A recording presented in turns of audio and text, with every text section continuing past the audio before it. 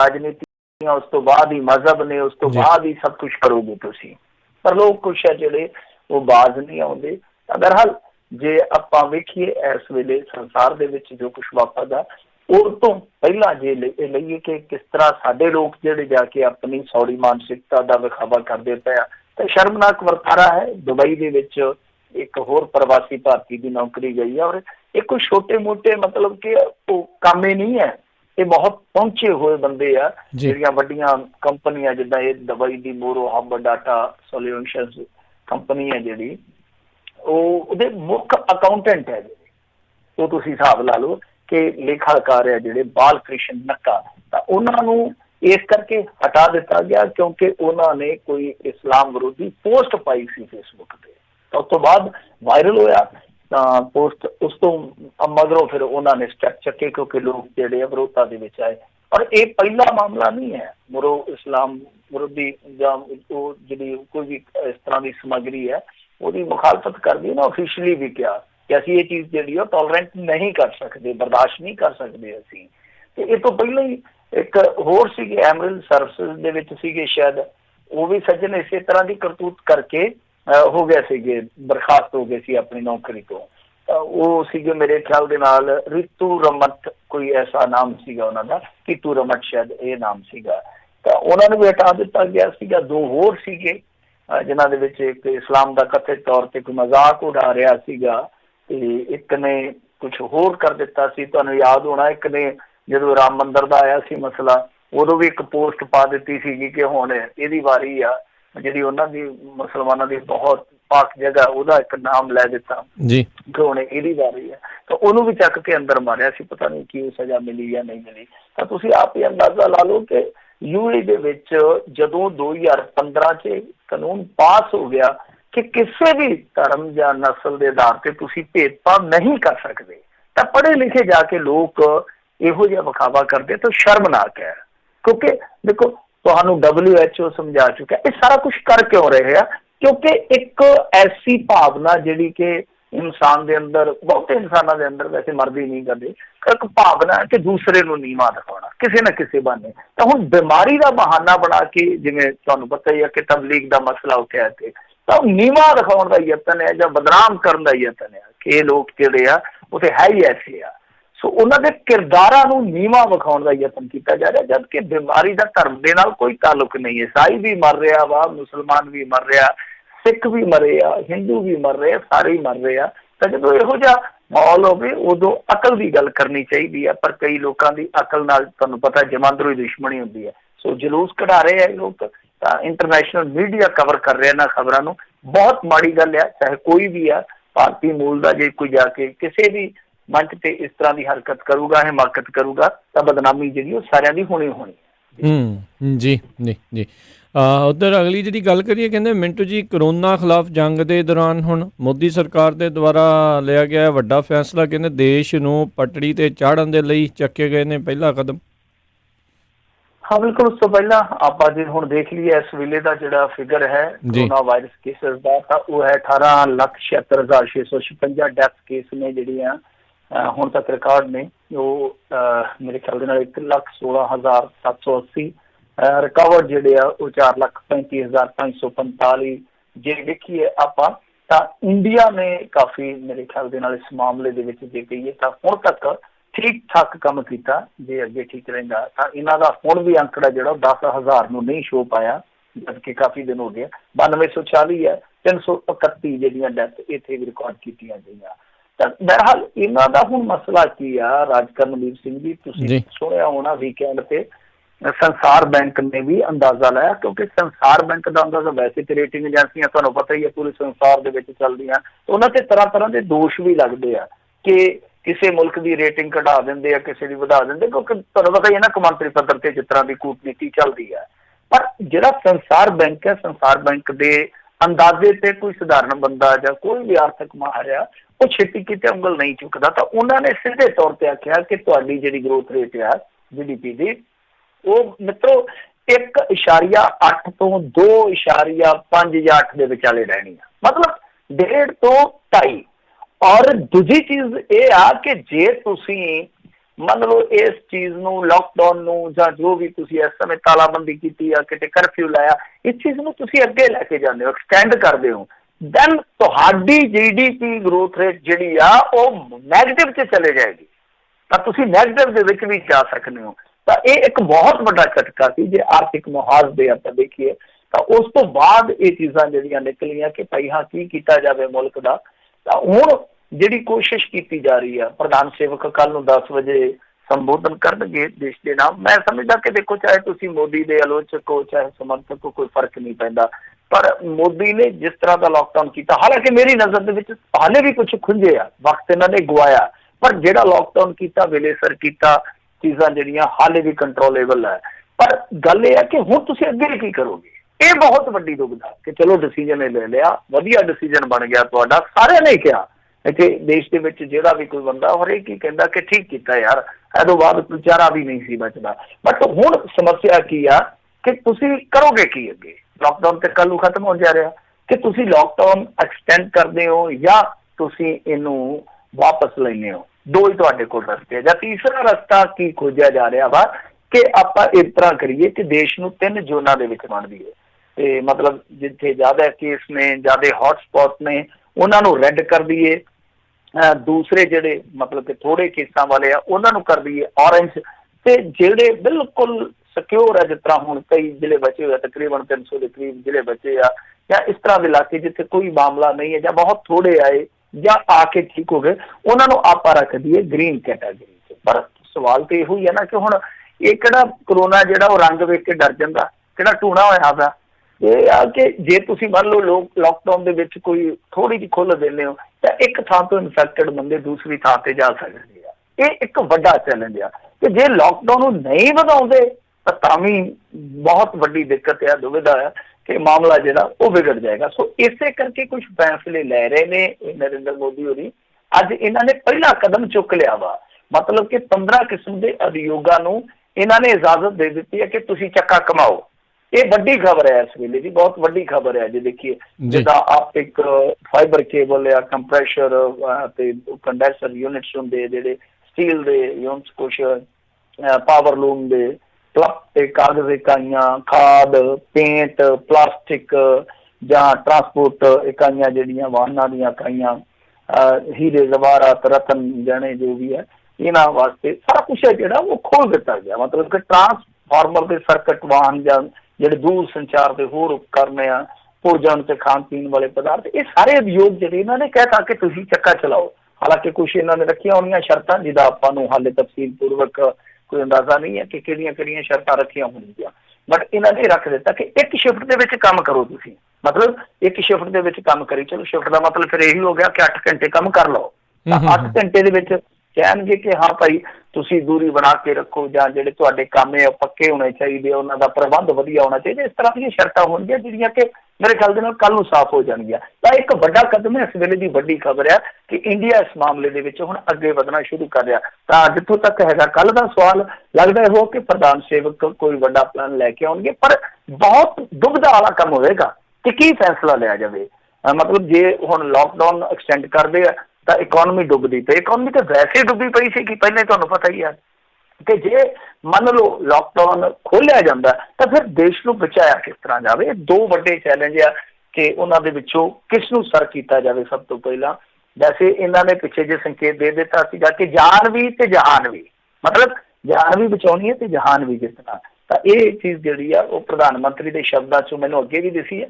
ਇਹਨਾਂ ਨੇ ਇੱਕ ਹੋਰ ਉੱਥੇ ਸ਼ਬਦ ਵਰਤਿਆ ਸੀਗਾ ਪਿਛਲੀ ਜਦੋਂ ਹੋਈ ਹੈ ਨਾ ਮੁੱਖ ਮੰਤਰੀਆਂ ਦੇ ਨਾਲ ਮੀਟਿੰਗ, ਇਹਨਾਂ ਨੇ ਆਖਿਆ ਸੀਗਾ ਕਿ ਸਾਡੇ ਕੋਲ ਇੱਕ ਮੌਕਾ ਵੀ ਹੈ ਕਿ ਅਸੀਂ ਆਰਥਿਕ ਮਹਾਸ਼ਕਤੀ ਵੀ ਬਣ ਸਕਦੇ ਹਾਂ ਜੇ ਅਸੀਂ ਕੰਮ ਕਰੀਏ ਠੋਕ ਵਜਾ ਕੇ। ਤਾਂ ਸ਼ਾਇਦ ਇਹ ਇਹਨਾਂ ਨੇ ਫੈਸਲਾ ਕਰ ਲਿਆ ਕਿ ਅਸੀਂ ਆਪਣੇ ਉਦਯੋਗਾਂ ਨੂੰ ਗੇੜਾ ਦੇਵਾਂਗੇ। ਬਾਕੀ ਮੋਟੇ ਤੌਰ ਤੇ ਜਿਹੜੀਆਂ ਹੋਰ ਕੋਰੋਨਾ ਦੇ ਨਾਲ ਜੁੜੀਆਂ ਖਬਰਾਂ ਨੇ ਮੈਂ ਉਹ ਤੁਹਾਡੀ ਦ੍ਰਿਸ਼ਟੀਗੋਚਰ ਕਰ ਦਿੰਦਾ।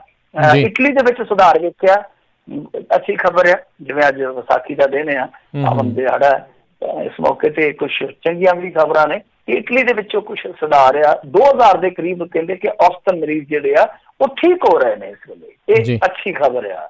ਤੇ 24 ਘੰਟਿਆਂ ਦੌਰਾਨ ਮੌਤਾਂ ਵੀ ਜਿਹੜੀਆਂ ਉੱਥੇ ਰਜਿਸਟਰਡ ਹੋਈਆਂ 431 ਆ। ਜੇ ਤੁਸੀਂ ਵੇਖੋ ਕਿ ਮੈਨੂੰ ਯਾਦ ਆ 27 ਮਾਰਚ ਨੂੰ ਇਹਨਾਂ ਦੀਆਂ 24 ਘੰਟਿਆਂ 'ਚ 969 ਮੌਤਾਂ ਹੋਈਆਂ ਸੀਗੀਆਂ।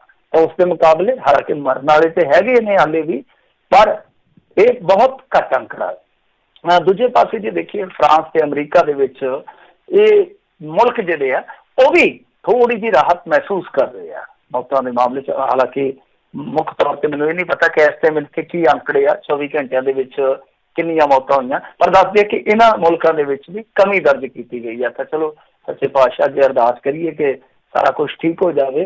ਪਰ ਦੂਸਰੇ ਪਾਸੇ ਇਕਵਾਡੋਰ ਮੁਲਕ ਛੋਟਾ ਜਿਹਾ, ਮੁਸੀਬਤਾਂ ਬਹੁਤ ਵੱਡੀਆਂ, ਤਾਂ ਉਹਦੇ ਉੱਥੇ ਗਵਾਇਆ ਕਬਿਲ ਹੈ ਸ਼ਾਇਦ, ਉਹ ਉੱਥੇ ਦੱਸਦੇ ਕਿ 800 ਲਾਸ਼ਾਂ ਜਿਹੜੀਆਂ ਉਹ ਘਰਾਂ ਤੋਂ ਹਟਾਈਆਂ ਗਈਆਂ ਉੱਥੇ। ਤਾਂ ਤੁਸੀਂ ਦੇਖੋ ਕਿੱਡੇ ਵੱਡੇ ਪੱਧਰ ਤੇ ਉੱਥੇ ਵੀ ਲੋਕ ਮਰੇ ਹੋਣਗੇ ਕਿ ਲਾਸ਼ਾਂ ਜਿਹੜੀਆਂ ਘਰਾਂ 'ਚ ਕਿਸੇ ਨੇ ਚੱਕੀਆਂ ਨਹੀਂ। ਤਾਂ ਇੱਧਰ ਜੇ ਇੰਡੀਆ ਦੀ ਗੱਲ ਕਰੀਏ ਤਾਂ ਇੱਥੇ 24 ਘੰਟਿਆਂ 'ਚ 35 ਡੈਥ ਜਿਹੜੀਆਂ ਰਜਿਸਟਰ ਕੀਤੀਆਂ ਗਈਆਂ। ਤੇ ਦੂਸਰੇ ਪਾਸੇ ਜਿਵੇਂ ਮੈਂ ਤੁਹਾਨੂੰ ਕਿਹਾ ਕਿ ਪ੍ਰਧਾਨ ਮੰਤਰੀ ਕੱਲ੍ਹ ਨੂੰ ਠੀਕ 10 ਵਜੇ ਸੰਬੋਧਨ ਕਰਨਗੇ, ਕੋਈ ਵੱਡਾ ਫੈਸਲਾ ਲਿਆ ਜਾ ਸਕਦਾ। ਤੀਜੀ ਗੱਲ ਜਿਹੜੀ ਹੈ ਉਹ ਇਹ ਆ ਕਿ ਜਿਹੜੇ ਇੱਧਰ ਫਸੇ ਹੋਏ ਆ, ਇਹ ਤੁਸੀਂ ਨੋਟ ਕਰ ਲਓ, ਸਾਰੇ NRI ਜਾਂ ਜਿਹੜੇ ਵੀ ਤੁਹਾਡੇ ਲਿੰਕ ਦੇ ਵਿੱਚ ਆ ਤੁਸੀਂ ਉਹ ਅੱਗੇ ਕਨਵੇ ਕਰ ਦਿਓ ਕਿ ਉਹਨਾਂ ਦੇ ਵੀਜ਼ੇ ਵਧਾ ਦਿੱਤੇ ਇਹਨਾਂ ਨੇ, ਜਿੰਨੇ ਵੀ ਇੱਧਰ ਫਸੇ ਹੋਇਆ ਹਾਲ ਦੀ ਕਦੀ 30 ਅਪ੍ਰੈਲ ਤੱਕ ਵੀਜ਼ੇ ਵਧਾ ਦਿੱਤੇ। ਇਹਦਾ ਮਤਲਬ ਹੈ ਕਿ ਲਾਕਡਾਊਨ 30 ਤਰੀਕ ਤੱਕ ਜਾਏਗਾ। ਇੱਕ ਸੰਕੇਤ ਮਿਲਦਾ ਜੇ ਆਪਾਂ ਮੋਟਾ ਜਾਂਦਾ ਤਾਂ ਲਾਈਏ ਤਾਂ ਸਭ ਦੇ ਵੀਜ਼ੇ ਇਹਨਾਂ ਨੇ 30 ਤਰੀਕ ਵਧਾ ਦਿੱਤੇ ਆ, 30 ਤਰੀਕ ਤੱਕ, ਜਿਹੜੇ ਸ਼ਾਇਦ ਫਰਵਰੀ 'ਚ ਆਏ ਸੀਗੇ। ਫਰਵਰੀ ਤੋਂ ਬਾਅਦ ਵਾਲਿਆਂ ਦੇ ਸਾਰਿਆਂ ਦੇ ਵੀਜ਼ੇ ਜਿਹੜੇ ਆ ਉਹ ਇਹਨਾਂ ਨੇ ਵਧਾ ਦਿੱਤੇ ਆ। ਦੂਜੇ ਪਾਸੇ ਜੇ ਗੱਲ ਕਰੀਏ ਤਾਮਿਲਨਾਡੂ ਦੇ ਵਿੱਚ ਮਰੀਜ਼ਾਂ ਦੀ ਤਾਦਾਦ ਹੈ ਜਿਹੜੀ 1000 ਤੋਂ ਵੱਧ ਗਈ ਆ। ਮੁੰਬਈ ਦੇ ਵਿੱਚ 2000 ਤੋਂ ਕ੍ਰਾਸ ਕਰ ਗਈ ਕਿਉਂਕਿ ਇੱਥੇ ਬਹੁਤ ਵੱਡੇ ਪੱਧਰ ਤੇ ਮਾਮਲੇ ਆਏ। ਅੱਜ ਦੀ ਧਾਰਾਵੀ ਜਿਹੜਾ ਕਿ ਬਹੁਤ ਵੱਡਾ ਸਲਾਮ ਹੈ ਜਿਹਦੇ ਬਾਰੇ ਆਪਾਂ ਗੱਲ ਕਰ ਚੁੱਕੇ ਹਾਂ, ਤਾਂ ਇਹਦੇ ਵਿੱਚ 4 ਹੋਰ ਮਾਮਲੇ ਸਾਹਮਣੇ ਆਏ। ਇੱਕ ਦੀ ਮੌਤ ਹੋਈ ਹੈ। ਯੂਪੀ ਲਾਕਡਾਊਨ ਦੇ ਵਿੱਚ ਉਲੰਘਣਾ ਹੋਈ ਆ। ਉਲੰਘਣਾ ਜਿਹੜਾ ਕਰਨ ਵਾਲਾ ਸੀ ਉਹ ਲਾੜਾ ਸੀ, ਨਾਲ ਉਹਦੇ ਬਰਾਤੀ ਸੀ, ਉਹ ਸਾਰੇ ਚਲੇ ਗਏ ਜੇਲ੍ਹ ਦੇ ਵਿੱਚ ਕਿਉਂਕਿ ਉਲੰਘਣਾ ਕੀਤੀ ਸੀ, ਉਹਨਾਂ ਦੇ ਕੋਲ ਪਾਸ ਵਗੈਰਾ ਨਹੀਂ ਸੀਗਾ। ਆਗਰਾ ਦੇ ਵਿੱਚ ਕਰੋਨਾ ਬੰਬ ਫਟਿਆ, ਕਹਿੰਦੇ ਕਿ 24 ਘੰਟੇ 'ਚ 43 ਮਰੀਜ਼ ਜਿਹੜੇ ਆ ਉਹ ਉੱਥੇ ਰਜਿਸਟਰਡ ਹੋਏ ਆ। ਇਹ ਕਾਫੀ ਸੋਚਣ ਵਿਚਾਰਨ ਵਾਲੀ ਗੱਲ ਹੈ ਕਿਉਂਕਿ ਇਹੋ ਜਿਹੇ ਸ਼ਹਿਰਾਂ 'ਚ ਜਿਵੇਂ ਜਿਵੇਂ ਬਿਮਾਰੀ ਸਪਰੈਡ ਕਰੇਗੀ ਨੁਕਸਾਨ ਜ਼ਿਆਦਾ ਹੋ ਸਕਦਾ। ਤਾਂ ਦੂਸਰੇ ਪਾਸੇ ਇਹ ਵੀ ਹੈ ਕਿ ਰਿਸ਼ਤੇ ਜਿਹੜੇ ਆ ਉਹ ਬਿਲਕੁਲ ਕੋਰੇ ਹੋਣ ਡਏ ਕਰੋਨਾ ਦੇ ਡਰ ਤੋਂ। 1600 ਕਿਲੋਮੀਟਰ ਪੈਦਲ ਚੱਲ ਕੇ ਇੱਕ ਮੁੰਡਾ ਜਿਹੜਾ ਯੂਪੀ ਦਾ ਉਹ ਆਪਣੇ ਘਰ ਪਹੁੰਚਿਆ ਸੀਗਾ, ਪੈਸੇ ਵਗੈਰਾ ਵੀ ਭੇਜਦਾ ਰਿਹਾ ਖਾਲੀ ਪੇਟ, ਤੇ ਮਾਂ ਨੇ ਦਰਵਾਜ਼ਾ ਨਹੀਂ ਖੋਲਿਆ ਡਰਦੀ ਨੇ ਕਿ ਇਹਨੂੰ ਕਰੋਨਾ ਨਾ ਹੋ ਗਿਆ ਕਿਉਂਕਿ ਬੰਬੇ ਤੋਂ ਆਇਆ ਸੀਗਾ ਤੁਰ ਕੇ, ਰੇਲਾਂ ਦੀਆਂ ਪਟੜੀਆਂ ਦੇ ਨਾਲ, ਸੜਕਾਂ ਦੇ ਨਾਲ। ਉਹ 6 ਜਣੇ ਸਨ ਤੇ ਤੁਰ ਕੇ ਆਇਆ। ਹਸਪਤਾਲ ਵਾਲੇ ਉਹਨੂੰ ਚੈੱਕਅਪ ਲਈ ਵੀ ਲੈ ਕੇ ਗਏ, ਚੈੱਕਅਪ ਲਈ ਵੀ ਖੜਿਆ, ਕਲੀਨ ਚਿੱਟ ਉਹਨਾਂ ਨੇ ਦੇਤੀ ਕਿ ਮੁੰਡਾ ਠੀਕ ਆ। ਤਦ ਵੀ ਉਹਦੀ ਭਾਬੀ ਤੇ ਉਹਦੀ ਮਾਂ ਨੇ ਦਰਵਾਜ਼ਾ ਨਹੀਂ ਖੋਲਿਆ। ਬਹੁਤ ਜ਼ਿਆਦਾ ਸਮਝਾਇਆ ਉਹਨੂੰ, ਪਹਿਲਾਂ ਥੋੜਾ ਜਿਹਾ ਉਹਨੂੰ ਕੁਆਰੰਟੀਨ ਵੀ ਕੀਤਾ ਤੇ ਉਸ ਤੋਂ ਬਾਅਦ ਉਹਨੂੰ ਲਿਆਂਦਾ ਗਿਆ ਕਰੇ।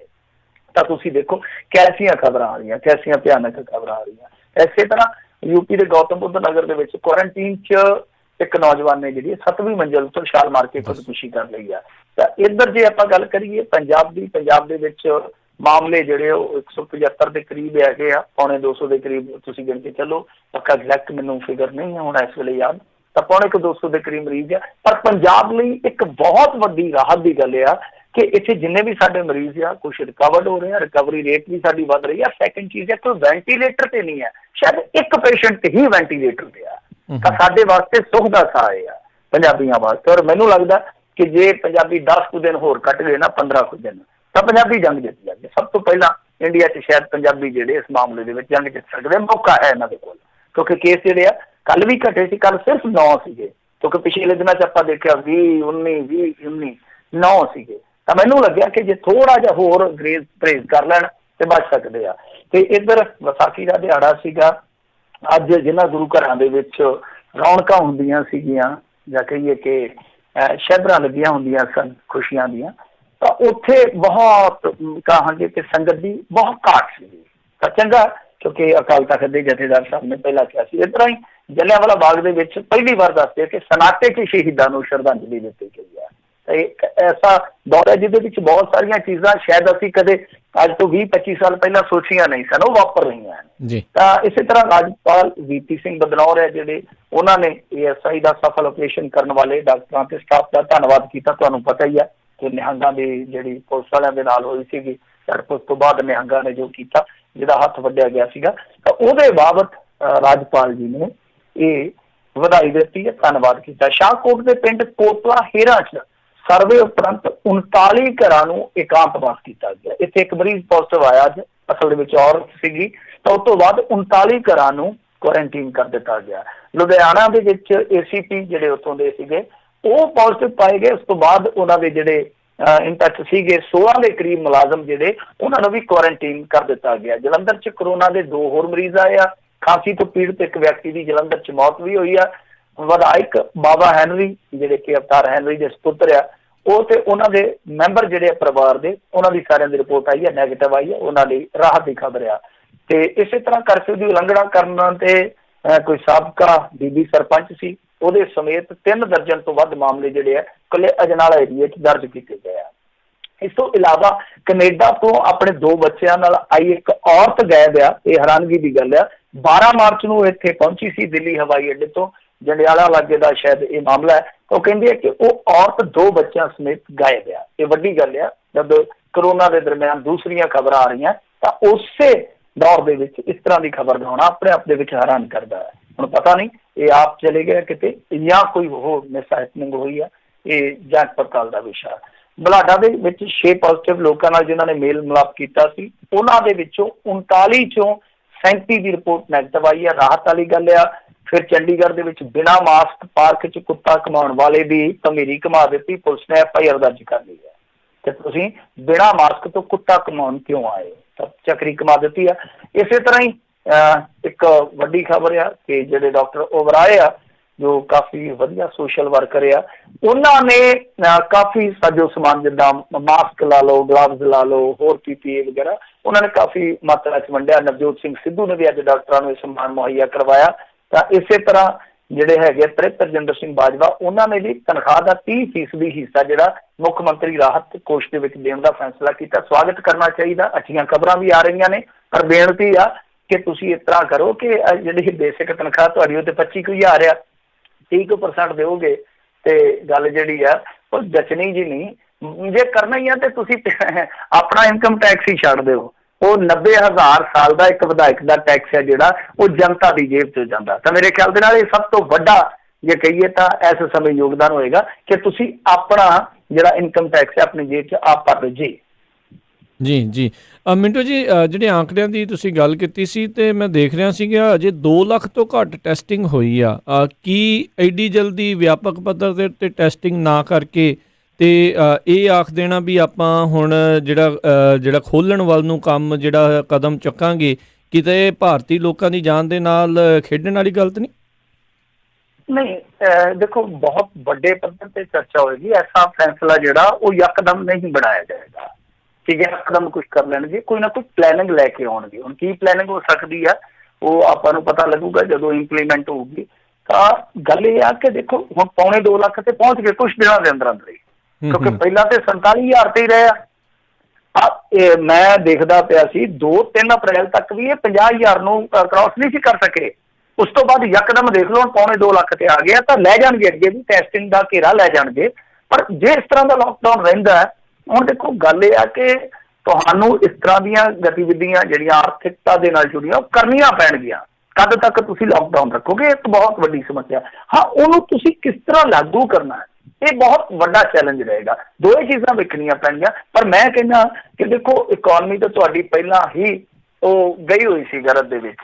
ਜੇ ਹੁਣ ਕੋਈ ਹਫ਼ਤਾ 2 ਹਫ਼ਤਾ ਹੋਰ ਤੁਸੀਂ ਪਰਹੇਜ਼ ਕਰ ਸਕਦੇ ਹੋ, ਜੇ ਮੇਰਾ ਤੁਸੀਂ ਜਾਤੀ ਪੁਆਇੰਟ ਆਫ ਵਿਊ ਮੰਗੋਗੇ, ਮੈਂ ਤਾਂ ਇਹੋ ਕਹੂੰਗਾ ਕਿ ਜੇ ਕਿਉਂਕਿ ਪੰਜਾਬ ਦੇ ਵਿੱਚ ਆਲਰੇਡੀ ਆ, ਉੜੀਸਾ 'ਚ ਆਲਰੇਡੀ ਆ, ਬੰਗਾਲ 'ਚ ਆਲਰੇਡੀ ਆ ਕਰਫਿਊ, ਫਿਰ ਮਹਾਰਾਸ਼ਟਰ 'ਚ ਆ, ਅੱਧੇ ਇੰਡੀਆ ਦੇ ਵਿੱਚ ਤਾਂ ਕਹੀਏ ਕਿ ਬਿਲਕੁਲ ਹੈ ਹੀ ਆ, ਬੰਦ ਹੀ ਆ ਕੰਮ।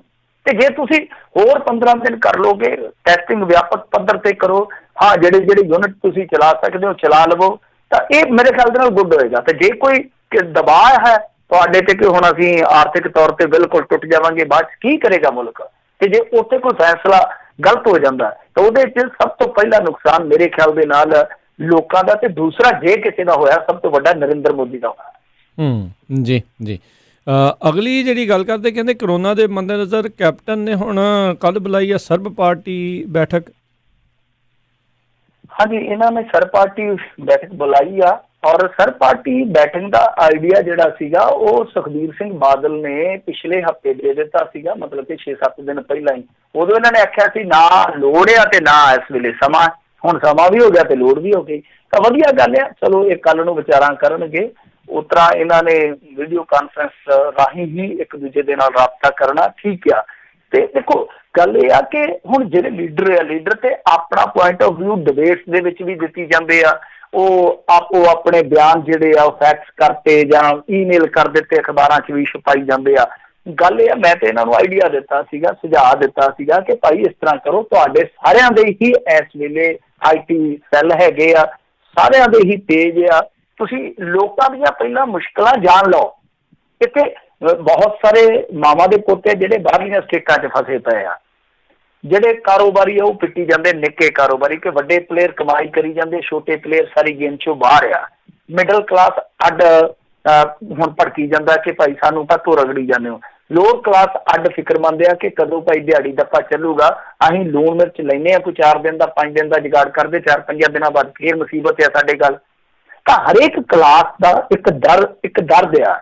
ਤੁਸੀਂ ਉਹਨਾਂ ਪਹਿਲਾਂ ਮੁਸੀਬਤਾਂ ਨੂੰ ਸਮਝ ਲਓ ਕਿ ਕੀ ਆ, ਫਿਰ ਉਹ ਸੁਝਾਅ ਜਿਹੜੇ ਤੁਸੀਂ ਰੱਖੋ ਸਰਕਾਰ ਦੇ ਮੂਹਰੇ ਕਿ ਹਾਂ ਭਾਈ ਆਹ ਮੁਸੀਬਤਾਂ ਲੋਕਾਂ ਦੀਆਂ ਸਾਹਮਣੇ ਆ। ਹੁਣ ਜਿਸ ਤਰ੍ਹਾਂ ਬਹੁਤ ਸਾਰੇ ਲੋਕ ਆ, ਮੈਂ ਇੱਕ ਉਦਾਹਰਨ ਦਿੰਦਾ ਕਿ ਕੋਈ ਜਿੱਦਾਂ ਹੁਣ ਉਬੇਰ ਵਗੈਰਾ ਚੱਲਦੀਆਂ ਨੇ, ਤੁਹਾਡੇ ਵੀ ਚੱਲਦੀਆਂ ਹੋਣੀਆਂ, ਤਾਂ ਇੱਧਰ ਉਹ ਬਹੁਤ ਸਾਰੇ ਲੋਕਾਂ ਨੇ ਟੈਕਸੀਆਂ ਪਾਈਆਂ ਸੀ, ਮਤਲਬ 15,000 10,000 ਉਹਨਾਂ ਦੀ ਕਿਸ਼ਤ ਜਾਂਦੀ ਆ, ਫਿਰ ਵੀ ਰਜਿਸਟ੍ਰੇਸ਼ਨ ਪਾਸਿੰਗ ਵਗੈਰਾ ਕਿੰਨੇ ਖਰਚੇ ਆ।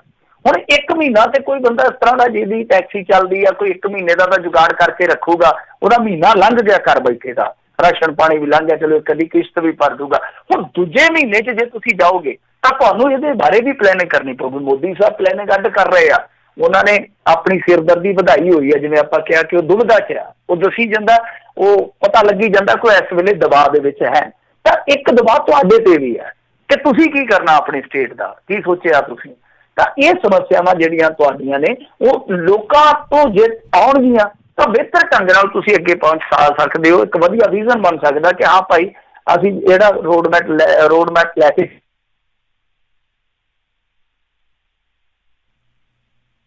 ਮਿੰਟੂ ਜੀ ਲੱਗ ਰਿਹਾ ਜਿੱਦਾਂ ਕਨੈਕਸ਼ਨ ਦੇ ਵਿੱਚ ਪ੍ਰੋਬਲਮ ਆ, ਸਰੋਤੇ ਇੱਦਾਂ ਜੁੜੇ ਰਹੋ, ਆਪਾਂ ਮੁੜ ਦੁਬਾਰਾ ਉਹਨਾਂ ਦੇ ਨਾਲ ਕਨੈਕਸ਼ਨ ਜਿਹੜਾ ਜੋੜਦੇ ਹਾਂ।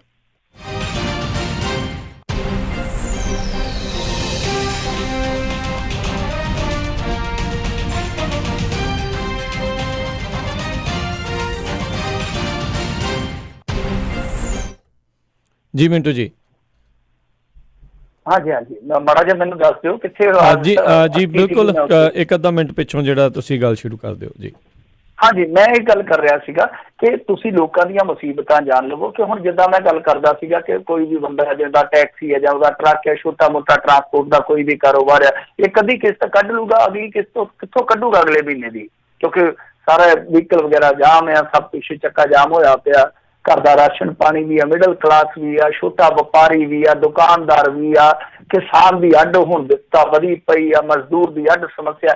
ਕਿ ਤੁਸੀਂ ਲੋਕਾਂ ਤੋਂ ਰਾਏ ਲੈ ਲਓ ਕਿ ਹਾਂ ਭਾਈ ਇਸ ਵੇਲੇ ਫੌਰੀ ਤੌਰ ਤੇ ਕਿਹੜੀਆਂ ਰਾਹਤਾਂ ਚਾਹੀਦੀਆਂ, ਕਿਉਂਕਿ ਲੋਕ ਸੰਤੁਸ਼ਟ ਹੋਣਗੇ ਤਾਂ ਠੀਕ ਹੈ, ਤੁਹਾਨੂੰ ਕੋਆਪਰੇਟ ਵੀ ਕਰਨਗੇ। ਜੇ ਲੋਕ ਅਸੰਤੁਸ਼ਟ ਹੋ ਜਾਣਗੇ, ਤੁਹਾਡੇ ਤੋਂ ਨਾਖੁਸ਼ ਹੋ ਜਾਣਗੇ, ਤਾਂ ਉਹਦਾ ਸਿੱਟਾ ਜਿਸ ਤਰ੍ਹਾਂ ਹੁਣ ਨਿਕਲਦਾ ਹੀ ਪਿਆ, ਝੜਪਾਂ ਆਪਾਂ ਦੇਖਦੇ ਹਾਂ ਕਿ ਕਿੰਨੀਆਂ ਝੜਪਾਂ ਵੀਕਐਂਡ ਤੇ ਹੋ ਗਈਆਂ ਪੁਲਿਸ ਵਾਲਿਆਂ ਦੇ ਨਾਲ। ਜੀ ਅਗਲੀ ਜਿਹੜੀ ਗੱਲ ਇਸ ਦੇ ਨਾਲ ਹੀ ਕਰਦੇ ਜਾਈਏ, ਕਹਿੰਦੇ ਪੁਲਿਸ ਦੇ ਉੱਤੇ ਇੱਕ ਹੋਰ ਹਮਲਾ ਹੋਈ, ਫਾਇਰਿੰਗ।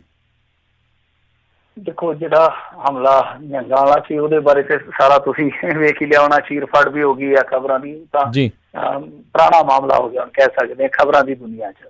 ਪਰ ਜਿਹੜਾ ਇਹ ਮਾਮਲਾ ਇਸ ਵੇਲੇ ਇਹ ਚਰਚਾ ਦੇ ਵਿੱਚ ਹੋ ਗਿਆ ਕਿਉਂਕਿ 2 ਬੰਦਿਆਂ ਨੇ ਨਾ ਸਿਰਫ ਪੁਲਿਸ ਵਾਲਿਆਂ ਦੇ ਨਾਲ ਦੱਸਦੇ ਕੋਟਕਪੂਰਾ ਦੇ ਵਿੱਚ ਧੱਕਾਮਾਰੀ ਕੀਤੀ ਆ, ਬਲਕਿ ਫਾਇਰ ਵੀ ਕੀਤਾ। ਹੁਣ ਦੇਖੋ ਸਾਡੇ ਵਰਗਿਆਂ ਤੇ ਲੂਣ ਮਿਰਚ ਦੇ ਲਾਲੇ ਪਏ ਆ, ਇਹ ਜਨਤਾ ਪਿਸਤੌਲ ਪਤਾ ਨਹੀਂ ਕਿੱਥੋਂ ਲਿਆਈ ਫਿਰਦੀ ਹੈ ਕਰਫਿਊ ਦੇ ਵਿੱਚ, ਇਹ ਵੀ ਵੇਖਣ ਵਾਲੀ ਗੱਲ ਆ। ਕੋਈ ਗੱਡੀਆਂ 'ਚ ਕਿਰਪਾਨਾਂ ਰੱਖੀ ਫਿਰਦਾ, ਕੋਈ ਪਿਸਤੌਲ ਰੱਖੀ ਫਿਰਦਾ। ਇਹਦਾ ਮਤਲਬ ਹੈ ਕਿ ਕਰਫਿਊ ਸ਼ਰੀਫ ਬੰਦੇ ਵਾਸਤੇ ਆ, ਜਿਹੜਾ ਕੋਈ ਲੁੱਚਾ ਬੰਦਾ ਆ ਉਹਦੇ ਵਾਸਤੇ ਤੇ ਕੋਈ ਕਰਫਿਊ ਨਹੀਂ। ਫਿਰ ਤੇ ਦੱਸਦੇ ਆ ਪੀਤੀ ਖਾਧੀ ਸੀ ਇਹਨਾਂ ਨੇ। ਹੁਣ ਸ਼ਰਾਬ ਪਤਾ ਨਹੀਂ ਕੌਣ ਦਿੰਦਾ। ਮੈਂ ਉਦੋਂ ਵੀ ਕਿਹਾ ਸੀਗਾ ਕਿ ਸ਼ਰਾਬ ਵਿਕੀ ਜਾਂਦੀ ਆ ਔਰ ਜਿਹੜੇ ਬੰਦੇ ਸਰਕਾਰੀ ਦਰਬਾਰੇ ਪਹੁੰਚ ਰੱਖਦੇ ਉਹੀ ਵੇਚੀ ਜਾਂਦੇ ਆ। ਉਹਨਾਂ ਨੂੰ ਤੇ ਕਰਫਿਊ ਰਾਸ ਆਇਆ, 500 ਦੀ ਬੋਤਲ 1000 'ਚ ਵੇਚੀ ਜਾਂਦੇ ਹੋਣੇ। ਸੋ ਆਪਣੇ ਆਪ ਦੇ ਵਿੱਚ ਇਹ ਬਹੁਤ ਵੱਡਾ ਸਵਾਲ ਆ ਪ੍ਰਬੰਧਾਂ ਤੇ ਕਿ ਹੁਣ ਤਾਂ ਚਲੋ ਠੀਕ ਆ, ਤੁਸੀਂ ਉੱਥੇ ਸਾਰਿਆਂ ਨੇ ਕੱਢਿਆ ਨੁਕਸ, ਮਤਲਬ ਕਿ ਨਿਹੰਗਾਂ ਦਾ ਕਿ ਨਿਹੰਗਾਂ ਨੇ ਮਾੜੀ ਕੀਤੀ ਆ, ਲੋਕ ਬੋਲੇ ਵੀ ਆ, ਪਰ ਸਾਰੇ ਧਰਮ ਨੂੰ ਜਾਂ ਸਾਰੀਆਂ ਜਥੇਬੰਦੀਆਂ ਨੂੰ ਨਿੰਦਣਾ ਮਾੜੀ ਗੱਲ ਆ, ਜਿਨ੍ਹਾਂ ਦਾ ਕਸੂਰ ਹੈ ਸੋ ਕਸੂਰ ਆ। ਪਰ ਇੱਥੇ ਤਾਂ ਹੁਣ ਤੁਹਾਡਾ ਕੋਈ ਮਸਲਾ ਹੋ ਜਾ ਨਹੀਂ ਹੈ ਨਾ ਕਿ ਲੋਕ ਜਿਹੜੇ ਆ ਇਸੇ ਤਰ੍ਹਾਂ ਤੁਰੇ ਫਿਰਦੇ ਆ। ਮਾਮਲਾ ਇਹ ਸੀਗਾ ਕਿ ਰੋਕਿਆ ਗਿਆ, ਇਹਨਾਂ ਨੂੰ ਪਾਸ ਵਗੈਰਾ ਮੰਗਿਆ ਗਿਆ। ਇਹ ਕਹਿੰਦੇ ਜੀ ਅਸੀਂ ਰੇਲਵੇ 'ਚ, ਹੁਣ ਪਤਾ ਨਹੀਂ ਰੇਲਵੇ ਦੇ ਹੈਗੇ ਸੀਗੇ ਕਰਮਚਾਰੀ ਕਿ ਨਹੀਂ। ਫਿਰ ਉਸ ਤੋਂ ਬਾਅਦ ਇਹਨਾਂ ਨੇ ਉੱਥੇ ਬਕਵਾਸ ਕਰਨਾ ਸ਼ੁਰੂ ਕਰ ਦਿੱਤਾ, ਬਵਾਲ ਕਰਨਾ ਸ਼ੁਰੂ ਕਰ ਦਿੱਤਾ। ਜਦ ਲੋਕ ਇਕੱਠੇ ਹੋਏ ਭੱਜ ਕੇ ਉੱਥੇ ਪਰੇ ਹੈਗੀਆਂ ਇਹਨਾਂ ਦੀਆਂ ਟ੍ਰੇਨ ਵਾਲੀਆਂ ਜਿਹੜੀਆਂ ਲਾਈਨਾਂ ਗੁਜ਼ਰਦੀਆਂ ਉੱਥੇ ਆ ਗਏ, ਪੱਥਰ ਚਲਾਉਣੇ ਸ਼ੁਰੂ ਕਰ ਦਿੱਤੇ। ਇੱਕ ਨੇ ਫਾਇਰ ਕਰ ਦਿੱਤਾ, ਇੱਕ ਨੂੰ ਤਾਂ ਕਾਬੂ ਕਰ ਲਿਆ, ਦੂਸਰਾ ਉੱਥੋਂ ਨਿਕਲ ਗਿਆ। ਤਾਂ ਤੁਸੀਂ ਆਪ ਹੀ ਅੰਦਾਜ਼ਾ ਲਾ ਲਓ ਕਿ ਕਿਹੋ ਜਿਹਾ ਮਾਹੌਲ ਬਣਿਆ ਪਿਆ ਕਿ ਕਰਫਿਊ ਦੇ ਵਿੱਚ ਗੋਲੀਆਂ ਵੀ ਚੱਲੀ ਜਾਂਦੀਆਂ, ਸ਼ਰਾਬ ਪੀ ਕੇ ਲੋਕ ਭੜਕਾਂ ਵੀ ਮਰੀ ਜਾਂਦੇ ਆ। ਸੋ ਇਹ ਆਪਣੇ ਆਪ ਦੇ ਵਿੱਚ ਬਹੁਤ ਖਤਰਨਾਕ, ਮੈਂ ਜਿਵੇਂ ਅੱਗੇ ਕਿਹਾ ਕਿ ਬਹੁਤ ਖਤਰਨਾਕ ਚੀਜ਼ ਹੋਏਗੀ ਕਿ ਤੁਹਾਡੇ ਲੋਕ ਇਸ ਤਰ੍ਹਾਂ ਦੇ ਬਾਹਰ ਆਉਣੇ ਸ਼ੁਰੂ ਹੋ ਗਏ। ਤੇ ਇਹ ਤੇ ਚਲੋ ਉਹ ਆ, ਕੋਈ ਸ਼ਰਾਰਤੀ ਹੋ ਸਕਦਾ, ਕੋਈ ਬੰਦਾ ਜਿਹੜਾ ਉਹ ਗੈਰ ਸਮਾਜੀ ਅਨਸਰ ਹੋ ਸਕਦਾ, ਪਰ ਜਿਹੜਾ ਆਮ ਬੰਦਾ ਉਹਨੂੰ ਘਰਾਂ ਦੇ ਵਿੱਚ ਡੱਕਣ ਵਾਸਤੇ ਉਹਦੀ ਸੰਤੁਸ਼ਟੀ ਬੜੀ ਲਾਜ਼ਮੀ ਆ। ਜੀ ਜੀ ਜੀ। ਅਗਲੀ ਜਿਹੜੀ ਗੱਲ ਕਰਦੇ, ਕਹਿੰਦੇ ਸੈਨੀਟਾਈਜ਼ਰ ਸੰਬੰਧੀ ਵਿਭਾਗ ਦੇ ਵੱਲੋਂ ਚੇਤਾਵਨੀ ਜਾਰੀ। ਦੇਖੋ ਇਹ ਮਾਮਲਾ ਕੀ ਆ ਕਿ ਸਾਡੇ ਲੋਕ ਨਾ ਜਿਹੜੇ ਆਪਣੇ ਪੱਧਰ ਤੇ ਜੁਗਾੜ ਲਾ ਕੇ ਤੇ ਸੈਨੀਟਾਈਜ਼ ਕਰੀ ਜਾਂਦੇ, ਪਿੰਡਾਂ ਦੇ ਯਾਨੀ ਸ਼ਮਸ਼ਾਨ ਘਾਟਾਂ ਨੂੰ ਜਾ ਕੇ ਸੈਨੀਟਾਈਜ਼ ਕਰੀ ਜਾਂਦੇ ਜਿੱਥੇ ਕੋਈ ਮਾਮਲਾ ਹੀ ਹੈ ਨਹੀਂਗਾ। ਦੇਖੋ ਗੱਲ ਇਹ ਆ ਕਿ ਜੇ ਆਪਾਂ ਵੇਖੀਏ ਉਹ ਡਾਕਟਰ ਜੋ ਕਹਿੰਦੇ ਆ ਸਾਨੂੰ ਉਹਨਾਂ ਦੀ ਮੰਨਣੀ ਚਾਹੀਦੀ ਹੈ ਹਾਲ ਦੀ ਘੜੀ, ਉਹ ਸਾਡੇ ਤੋਂ ਸਿਆਣੇ ਆ। ਪਰ ਤੁਹਾਨੂੰ ਪਤਾ ਹੀ ਆ, ਤੁਸੀਂ ਇੰਨਾ ਕਹਿ ਦਿਓ ਮਾੜਾ ਜਿਹਾ ਮੈਨੂੰ ਆਹ ਹੋ ਗਿਆ, ਇਹ ਫਿਰ ਹੁਣੇ ਹੀ ਤੁਹਾਨੂੰ 10 ਬੰਦਿਆਂ ਨੇ ਮੈਸੇਜ ਕਰ ਦੇਣਾ, ਟੈਕਸਟ ਕਰ ਦੇਣਾ, ਆ ਲੈਣਾ ਦਵਾਈ ਲੈਣਾ, ਕਿਉਂਕਿ ਡਾਕਟਰ ਬਹੁਤ ਆ। ਤੇ ਜੇ ਤੁਸੀਂ ਕਹੋਗੇ ਕਿ ਮੈਂ ਡਾਕਟਰ ਆ, ਮੈਨੂੰ ਨੁਸਖੇ ਬੜੇ ਆਉਂਦੇ ਆ, ਤੇ ਵੇਖ ਲਓ ਹੁਣ 36 ਬਿਮਾਰ ਆ ਜਾਣੇ ਤੁਹਾਡੇ ਸਾਹਮਣੇ ਕਿ ਹਾਂ ਭਾਈ ਮੈਨੂੰ ਆ ਕੋਈ ਹੈਗਾ ਨੁਸਖਾ। ਤਾਂ ਇਹ ਚੀਜ਼ ਜਿਹੜੀ ਆ ਉਹ ਸਾਡੇ ਕਿਤੇ ਨਾ ਕਿਤੇ ਉਲਟ ਜਾਂਦੀ ਆ। ਸੋ ਸੈਨੀਟਾਈਜ਼ ਕਰਨ ਦਾ ਉੱਥੇ ਕੋਈ ਤੁੱਕ ਬਣਦਾ ਜਿੱਥੇ ਕੋਈ ਸ਼ੱਕੀ ਆ ਜਾਂ ਪੋਜ਼ਿਟਿਵ ਪਾਇਆ ਜਾਂਦਾ। ਪਰ ਸਾਡੇ ਵਾਲਿਆਂ ਤੁਹਾਨੂੰ ਪਤਾ ਹੀ, ਟਰਾਲੀਆਂ ਭਰ ਲਈਆਂ, ਡਿੱਗੀਆਂ ਭਰ ਲਈਆਂ, ਟੈਂਕੀਆਂ ਭਰ ਲਈਆਂ, ਦੇ ਤੇਰੇ ਦੀ ਲੈ ਤੇਰੇ ਦੀ। ਤਾਂ ਹੁਣ ਹੋਇਆ ਕੀ ਆ ਕਿ ਜਿਹੜਾ ਸਿਹਤ ਮਹਿਕਮਾ ਹੈ ਉਹਦੇ ਵੱਲੋਂ ਇਹ ਵਾਰਨਿੰਗ ਜਾਰੀ ਕੀਤੀ ਗਈ ਆ। ਸਾਰੇ ਜਿਹੜੇ ਸਮੂਹ DC ਆ ਜਿੰਨੇ ਵੀ ਪੰਜਾਬ ਦੇ, ਉਹਨਾਂ ਨੂੰ ਪੱਤਰ ਲਿਖਿਆ ਗਿਆ ਬਕਾਇਦਾ। ਮੇਰੇ ਖਿਆਲ ਦੇ ਨਾਲ ਜਿਹੜੇ ਡਾਇਰੈਕਟਰ ਨੇ ਸਿਹਤ ਮਹਿਕਮੇ ਦੇ, ਉਹਨਾਂ ਵੱਲੋਂ ਇਹ ਪੱਤਰ ਲਿਖਿਆ ਗਿਆ। Director health and family welfare ਜਿਹੜੇ ਪੰਜਾਬ ਦੇ ਆ, ਉਹਨਾਂ ਵੱਲੋਂ ਲਿਖਿਆ ਗਿਆ। ਪੱਤਰ ਦੇ ਵਿੱਚ ਕੀ ਆ ਮਜ਼ਮੂਨ ਤੁਹਾਨੂੰ ਮੈਂ ਮੋਟੇ ਤੌਰ ਤੇ ਦੱਸ ਦੇਣਾ ਕਿ ਸੋਡੀਅਮ ਤੇ ਦੂਸਰਾ ਹੈਗਾ ਸੋਡੀਅਮ ਹਾਈਪੋਕਲੋਰਾਈਟ, ਇਸ ਤਰ੍ਹਾਂ ਦਾ ਕੋਈ ਨਾਮ ਆ, ਔਖੀ ਹੁੰਦੀ ਤੁਹਾਨੂੰ ਪਤਾ ਸਾਇੰਸ ਦੇ ਵਿੱਚ। ਹਾਈਪੋਕਲੋਰਾਈਟ ਇਸ ਤਰ੍ਹਾਂ ਦਾ ਕੋਈ ਬਣਾ ਕੇ ਮਿਸ਼ਰਣ ਜੋ ਕਰਦੇ ਆ। ਉਹਨਾਂ ਨੇ ਕਿਹਾ ਕਿ ਅਲਕੋਹਲ ਯੁਕਤ ਚਾਹੇ ਉਹ ਸੈਨੀਟਾਈਜ਼ਰ ਤੁਸੀਂ ਉੱਥੇ ਯੂਜ਼ ਕਰਦੇ ਹੋ, ਇਹ ਗਲਤ ਆ, ਮਤਲਬ ਕਿ ਨਾ ਕਰੋ। ਇਹਦੇ ਨਾਲ ਕੀ ਆ ਕਿ ਵਿਅਕਤੀ ਦਾ ਜਿਹੜਾ ਸਰੀਰ ਆ ਉਹ ਕਹਿੰਦੇ ਆ ਕਿ ਇਹ ਰੋਗਾਣੂ ਜਾਂ ਵਾਇਰਸ ਮੁਕਤ ਨਹੀਂ ਹੋ ਸਕਦਾ। ਉਲਟਾ ਇਸ ਭੁਲੇਖੇ ਦੇ ਵਿੱਚ ਬੰਦਾ ਰਗੜਿਆ ਜਾਂਦਾ, ਉਹ ਅਵੇਸਲਾ ਹੋ ਜਾਂਦਾ ਕਿ ਮੈਂ ਬਸ ਸੈਨੀਟਾਈਜ਼ ਹੋ ਗਿਆ। ਮੰਨ ਲਓ ਗੁਆਰਾ ਜਾ ਕੇ ਲੰਘ, ਅੱਜ ਕੱਲ੍ਹ ਤਾਂ ਸਰਗਾਂ ਵੀ ਬਣਾਈ ਜਾਂਦੇ ਇਹੋ ਜਿਹੀਆਂ ਕਿ ਸੈਨੀਟਾਈਜ਼ ਕਰੀ ਜਾਂਦੀਆਂ, ਤੁਸੀਂ ਵਿੱਚ ਦੀ ਲੰਘੀ ਚੱਲੋ। ਤਾਂ ਉਹ ਕਹਿੰਦੇ ਆ ਕਿ ਭਾਈ ਇਹਦੇ 'ਚ ਲੋਕ ਜਿਹੜੇ ਉਹ ਭੁਲੇਖਾ ਪਾਲ ਲੈਂਦੇ ਆ ਕਿ ਹੁਣ ਸਾਨੂੰ ਤੇ ਕਰੋਨਾ ਨੇ ਮਾਰ ਹੀ ਨਹੀਂ ਕਰਨੀ, ਜਦ ਕਿ ਇੱਕ ਖਤਰਨਾਕ ਲਾਪਰਵਾਹੀ ਆ। ਤਾਂ ਬਿਲਕੁਲ ਮੈਂ ਸਮਝਦਾ ਕਿ ਦੇਖੋ ਤੁਸੀਂ ਇਸ ਪੱਧਰ ਦੀ ਜਾਣਕਾਰੀ ਜਿਹੜੀ ਆ ਨਾ ਉਹ ਹਾਲੇ ਲੋਕਾਂ ਤੱਕ ਪਹੁੰਚਾ ਨਹੀਂ ਸਕੇ। ਹੁਣ ਉਦਾਹਰਨ ਦੇ ਤੌਰ ਤੇ ਪਿੰਡਾਂ 'ਚ ਵੀ ਲੋਕ ਮਾਸਕ ਲਈ ਫਿਰਦੇ ਆ, ਤੇ ਉਹ ਮਾਸਕ ਕੀ ਕਰਦੇ ਆ ਕਿ ਉਹੀ ਮਾਸਕ ਲਾ ਕੇ ਮੁੜ ਕੇ ਮੂੰਹ ਤੇ ਫਰੀ ਜਾਂਦੇ। ਹੁਣ ਇਹਨਾਂ ਨੂੰ ਇਹ ਨਹੀਂ ਪਤਾ ਕਿ ਜਿਹੜਾ ਕੁਛ ਉੱਤੇ ਲੱਗਾ ਹੋਇਆ ਉਹਦੇ ਤੁਸੀਂ ਮੂੰਹ ਨਾਲ ਫੇਰ ਲਾ ਲਿਆ, ਨੱਕ ਨਾਲ ਪੂੰਝ ਕੇ ਤੇ ਮੂੰਹ ਨਾਲ ਲਪੇੜਨ ਵਾਲੀ ਗੱਲ ਆ ਕਿ ਇਹ ਚੀਜ਼ਾਂ ਪਤਾ ਹੀ। ਹੁਣ ਗਲਵਜ਼ ਕਿੱਥੇ ਸੁੱਟਣੇ, ਗਲਵਜ਼ ਕਈ ਪਾ ਲੈਂਦੇ, ਪਿੰਡਾਂ 'ਚ ਵੀ ਪਾਈ ਫਿਰਦੇ, ਸਾਡੇ ਇੱਥੇ ਕਈ ਪਾਈ ਫਿਰਦੇ ਆ ਗਲਵਜ਼ ਵੀ, ਜਿਹੜੇ ਕੋਈ ਮਾੜਾ ਮੋਟਾ ਪੜ੍ਹੇ ਲਿਖੇ ਜਾਂ ਕੰਮ ਕਰਨ ਲਈ ਬਾਹਰ ਜਾਂਦੇ ਆ, ਪਰ ਉਹ ਕਿੱਥੇ ਸੁੱਟਣੇ ਆ, ਉਹ ਪਤਾ ਨਹੀਂ ਲਾ ਕੇ ਜਿੱਥੇ ਜੀ ਕਰਦਾ ਉੱਥੇ ਸੁੱਟ ਦਿੰਦੇ ਸਾਡੇ ਲੋਕ ਕਿ ਦੂਜਿਆਂ ਨੂੰ ਬਿਮਾਰ ਕਰੀਏ। ਸੋ ਆਹ ਚੀਜ਼ਾਂ ਜਿਹੜੀਆਂ ਉਹ ਦੱਸਣ ਦੀ ਜ਼ਰੂਰਤ ਆ ਕਿ ਸੈਨੀਟਾਈਜ਼ ਭਾਈ ਕਿੱਥੇ ਜ਼ਰੂਰੀ ਆ, ਕਿਹੜਾ ਸੈਨੀਟਾਈਜ਼ਰ ਵਰਤਣਾ ਚਾਹੀਦਾ, ਕਿਹੜੇ ਜਿਹੜੇ ਤੁਸੀਂ ਵਰਤ ਲਏ ਉਪਕਰਨ ਜਾਂ ਜੋ ਵੀ ਤੁਹਾਡੇ ਸੇਫਟੀ ਕੰਪੋਨੈਂਟ ਹੈ ਉਹਨਾਂ ਨੂੰ ਬਾਅਦ ਦੇ ਵਿੱਚ ਡਿਸਟਰੋਇਡ ਕਿਸ ਤਰ੍ਹਾਂ ਕਰਨਾ ਹੈ। ਜੋ ਵੀ ਕੰਪੋਨੈਂਟ ਤੁਸੀਂ ਹੈਗੇ ਆ ਤੁਹਾਡੇ ਕੋਲ, ਜੋ ਵੀ ਤੁਸੀਂ ਵੇਖਦੇ ਹੋ, ਤਾਂ ਉਹ ਸਾਰੇ ਇਸਤੇਮਾਲ ਕਰਕੇ ਕਿੱਥੇ ਬਿੱਲੇ ਲਾਉਣੇ ਆ ਉਹਦਾ ਦੇਖੋ ਨਾ। ਇਹ ਬਹੁਤ ਜ਼ਰੂਰੀ ਆ, ਇਹ ਬਹੁਤ ਜ਼ਰੂਰੀ ਆ ਕਿ ਇਸ ਤਰ੍ਹਾਂ ਦੀ ਜਾਣਕਾਰੀ ਜਿਹੜੀ ਆ ਉਹ ਤੁਸੀਂ ਲੋਕਾਂ ਦੀ ਇੱਕ ਥੱਲੇ ਪਹੁੰਚਾਓ ਕਿ ਹਾਂ ਭਾਈ ਮਾਸਕ ਕਿੱਥੇ ਸੁੱਟਣਾ, ਉਹਨੂੰ ਵਰਤ ਕੇ ਕਿਸ ਤਰ੍ਹਾਂ ਧੋ ਕੇ ਦੁਬਾਰਾ ਪ੍ਰੈਸ ਕਰਕੇ ਧੁੱਪ 'ਚ ਸੁਕਾ ਕੇ ਫਿਰ ਯੂਜ਼ ਕਰ ਸਕਦੇ ਹੋ। ਇਹ ਸਾਰੀਆਂ ਚੀਜ਼ਾਂ ਦੱਸਣੀਆਂ ਬਹੁਤ ਜ਼ਰੂਰੀ ਨੇ। ਜੀ ਜੀ। ਤੇ ਅਗਲੀ ਜਿਹੜੀ ਗੱਲ ਕਰੀਏ, ਕਹਿੰਦੇ ਟਰੱਕ ਡਰਾਈਵਰਾਂ ਲਈ ਵੀ ਆਈ ਆ ਇੱਕ ਹੁਣ ਰਾਹਤ ਦੀ ਖਬਰ। ਹਾਂਜੀ, ਟਰੱਕ ਡਰਾਈਵਰਾਂ ਦੀ ਰਾਹਤ ਦੀ ਖਬਰ ਇਹ ਆ ਕਿ ਮੋਦੀ ਸਰਕਾਰ ਨੇ ਇਹਨਾਂ ਨੂੰ ਵੀ ਰਾਹਤ ਦੇ ਦਿੱਤੀ ਆ ਕਿ ਟਰੱਕ ਜਿਹੜੇ ਆ ਉਹ ਗੇਅਰ ਮਾਰ ਕੇ ਤੁਸੀਂ ਹੁਣ ਤੋਰ ਸਕਦੇ ਹੋ। ਤਾਂ ਚੰਗੀ ਗੱਲ ਆ ਕਿਉਂਕਿ ਸਪਲਾਈ ਚੇਨ ਜਿਹੜੀ ਉਹ ਬਹਾਲ ਹੋ ਜਾਏਗੀ। ਤਾਂ ਇਹ ਫੈਸਲਾ ਇਸ ਕਰਕੇ ਲਿਆ ਗਿਆ ਵਾ ਕਿਉਂਕਿ ਸਪਲਾਈ ਚੇਨ ਪ੍ਰਭਾਵਿਤ ਹੋ ਗਈ ਸੀਗੀ। ਗਰੋਸਰੀ ਜਿਹੜੀ ਆ ਉਹ ਪਿੰਡਾਂ ਦੀਆਂ ਹੱਟੀਆਂ ਤੱਕ ਘੱਟ ਪਹੁੰਚ ਰਹੀ ਸੀ।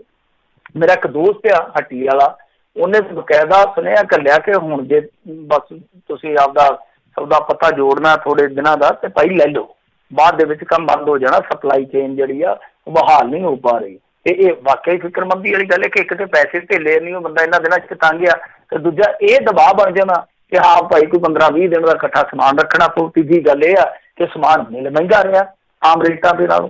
ਤਾਂ ਹੁਣ ਜਦ ਇਹਨਾਂ ਨੂੰ ਇਹ ਪਤਾ ਲੱਗਿਆ ਕਿ ਸਮੱਸਿਆ ਆ ਸਕਦੀ ਆਉਣ ਵਾਲੇ ਦਿਨਾਂ ਦੇ ਵਿੱਚ, ਤਾਂ ਹੁਣ ਇਹਨਾਂ ਨੇ ਝੰਡੀ ਦੇ ਦਿੱਤੀ ਹੈ, ਸਰਕੂਲਰ ਜਾਰੀ ਕਰ ਦਿੱਤਾ।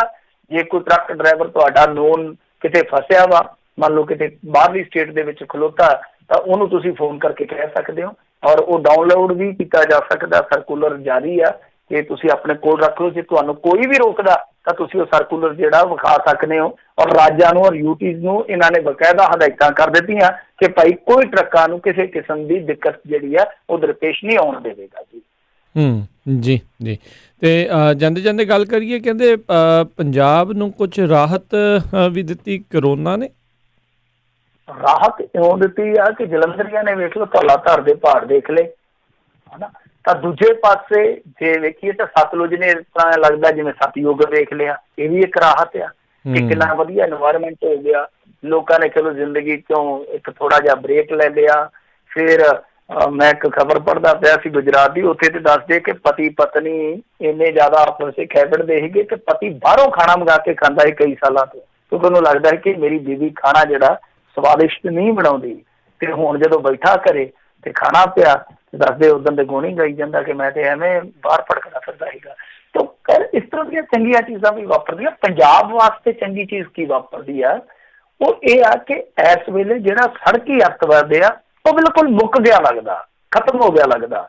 ਜੇ ਤੁਸੀਂ ਪਿਛਲੇ 22 ਦਿਨ ਦੀਆਂ ਘਟਨਾਵਾਂ ਵੇਖੋਗੇ ਤਾਂ ਇੱਕਾ ਦੁੱਕਾ ਹਾਦਸਿਆਂ ਨੂੰ ਛੱਡ ਕੇ ਜਿਹੜੇ ਕਿ ਜਾਨਲੇਵਾ ਨਹੀਂ ਸਨ। ਅੱਜ ਜ਼ਰੂਰ ਪੁਲਿਸ ਦੀ ਗੱਡੀ ਦੇ ਨਾਲ ਮੇਰੇ ਖਿਆਲ ਦੇ ਨਾਲ ਦੋਧੀ ਦੇ ਮੋਟਰਸਾਈਕਲ ਦੀ ਟੱਕਰ ਹੋਈ ਹੈ ਚੰਡੀਗੜ੍ਹ ਜਾਂ ਮੋਹਾਲੀ ਦੇ ਵਿੱਚ, ਪਤਾ ਨਹੀਂ ਹੁਣ ਕਿਸ ਦਾ ਹੋਈ ਆ। ਤੇ ਦੋਧੀ ਨੂੰ ਕਾਫੀ ਸੱਟਾਂ ਆਈਆਂ, ਦੱਸਦੇ ਆ ਕਿ ਬਲੈਰੋ ਵੱਜੀ ਹੈ ਪੁਲਿਸ ਵਾਲਿਆਂ ਦੀ ਉਹਦੇ 'ਚ। ਤੇ 2-3 ਯਾਨੀ ਹੋਰ ਹਾਦਸੇ ਹੋਏ ਆ ਛੋਟੇ ਮੋਟੇ, ਪਰ ਕਿਸੇ ਨੂੰ ਕੋਈ ਵੱਡੀ ਇੰਜਰੀ ਜਾਂ ਕਿਸੇ ਦੀ ਜਾਨ ਨਹੀਂ ਗਈ ਇਸ ਮਾਮਲੇ 'ਚ। ਜਦ ਕਿ ਕਹਿੰਦੇ ਆ ਕਿ ਜੇ 22 ਦਿਨਾਂ 'ਚ ਔਸਤਨ ਤੁਸੀਂ ਦੇਖੋਗੇ ਤਾਂ 300 ਦੇ ਕਰੀਬ ਪੰਜਾਬੀ ਆ ਜਿਹੜੇ ਉਹ ਸੜਕ ਹਾਦਸਿਆਂ 'ਚ ਮਰ ਜਾਂਦੇ ਆ। ਠੀਕ ਆ, ਜਾਨ ਦਾ ਨੁਕਸਾਨ ਸਾਡਾ ਕਰੋਨਾ ਦੇ ਨਾਲ ਵੀ ਹੋਇਆ, ਥੋੜਾ ਹੋਇਆ ਬਹੁਤਾ ਹੋਇਆ, ਪਰ ਦੂਸਰੇ ਪਾਸੋਂ ਇਹੋ ਜਿਹੇ ਮਾਮਲਿਆਂ ਦੀਆਂ ਬਹੁਤ ਸਾਰੀਆਂ ਖਬਰਾਂ ਇਹ ਖੁਸ਼ਗਵਾਰ ਆ ਕਿ ਜਾਨਾਂ ਬਚੀਆਂ। ਔਰ ਤੁਸੀਂ ਇੱਕ ਗੱਲ ਹੋਰ ਵੀ ਨੋਟ ਕੀਤੀ ਹੋਣੀ ਆ ਕਿ ਖੁਦਕੁਸ਼ੀ ਦੇ ਨਾਲ ਮਰਨ ਵਾਲੇ ਜਿਹੜੇ ਖੁਦਕੁਸ਼ੀ ਕਰਦੇ ਸਨ ਉਹਨਾਂ ਦੇ ਜੇ ਆਪਾਂ ਵੇਖੀਏ ਗ੍ਰਾਫ, ਉਹ ਵੀ ਬੰਦਾ ਡਿਕਲਾਈਨ ਹੋਇਆ ਕਿਤੇ ਨਾ ਕਿਤੇ। ਜੀ।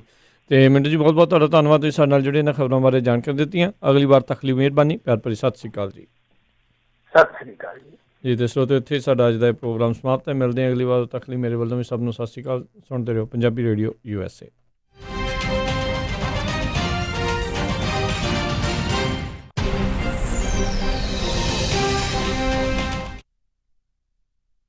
ਤੁਸੀਂ